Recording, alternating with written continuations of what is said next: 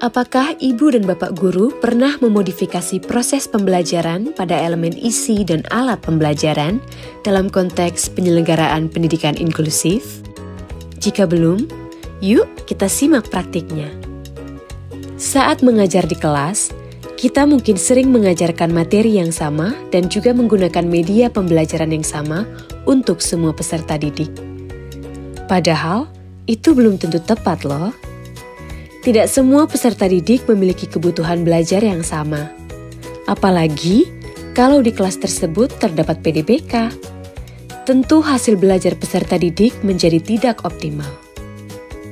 Saat kita melakukan hal tersebut, berarti kita belum menerapkan prinsip pembelajaran terdiferensiasi, yang mana pembelajaran seharusnya disesuaikan dengan kebutuhan peserta didik. Misalnya, di kelas 5. Peserta didik sedang belajar matematika dengan materi perkalian bilangan cacah.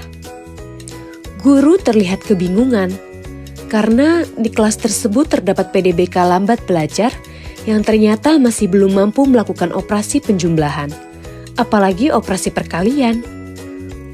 Padahal kita tahu bahwa perkalian adalah penjumlahan yang berulang. Atau di kelas 6. Peserta didik sedang belajar bahasa Indonesia dengan materi mengidentifikasi ide pokok dari teks deskripsi.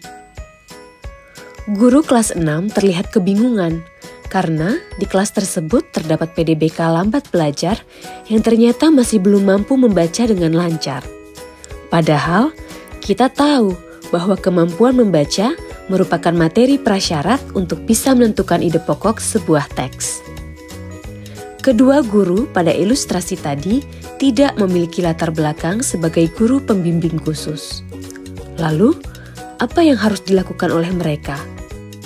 Guru perlu menyadari bahwa di dalam kelas terdapat peserta didik yang beragam.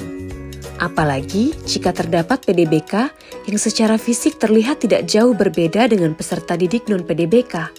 Misalnya, PDBK lambat belajar. Dalam hal ini, guru perlu melakukan identifikasi dan asesmen terkait jenis hambatan yang dialami oleh peserta didik. Identifikasi untuk menemukan dan mengenali karakteristik unik peserta didik, dan asesmen untuk menghimpun informasi secara komprehensif terkait kekuatan dan kelemahan peserta didik. Dari hasil identifikasi dan asesmen, maka guru akan memperoleh profil belajar peserta didik disertai jenis hambatan yang dialaminya.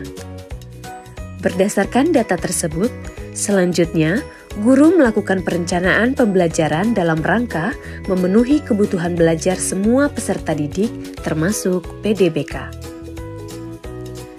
Mari kita lihat kembali ilustrasi PDBK lambat belajar yang masih belum mampu melakukan operasi penjumlahan bilangan cacah, apalagi perkalian.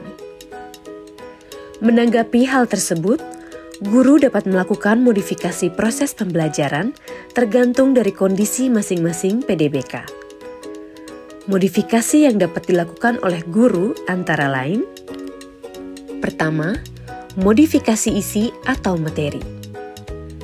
Guru tetap bisa mengajarkan materi perkalian bilangan cacah untuk peserta didik non-PDBK. Sedangkan untuk PDBK lambat belajar, guru dapat mengubah materi menjadi penjumlahan berulang bilangan cacah.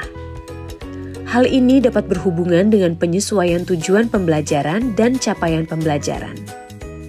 Kedua, modifikasi alat atau media pembelajaran. Guru mengarahkan peserta didik non-PDBK langsung menghitung di buku tulisnya.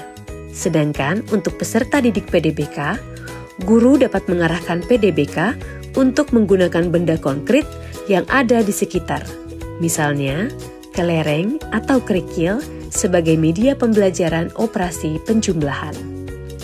Sekarang, mari kita lihat ilustrasi kedua dengan PDBK lambat belajar yang masih belum mampu membaca dengan lancar. Modifikasi yang dapat dilakukan oleh guru antara lain: pada modifikasi isi atau materi, peserta didik non-PDBK dapat tetap mengidentifikasi ide pokok dari teks deskripsi. Sedangkan, PDBK lambat belajar dapat menceritakan isi gambar dengan dilengkapi kata kunci pada teks deskripsi yang ada. Pada modifikasi alat atau media pembelajaran, guru mengarahkan peserta didik non-PDBK untuk menggunakan buku teks.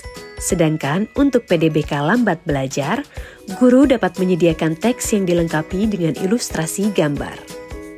Nah, Ibu dan Bapak guru, sudah terbayang ya bagaimana memodifikasi materi dan alat pembelajaran untuk PDBK? Sebenarnya prinsip modifikasi isi pembelajaran tidak jauh beda dengan prinsip pembelajaran terdiferensiasi, yaitu diferensiasi konten.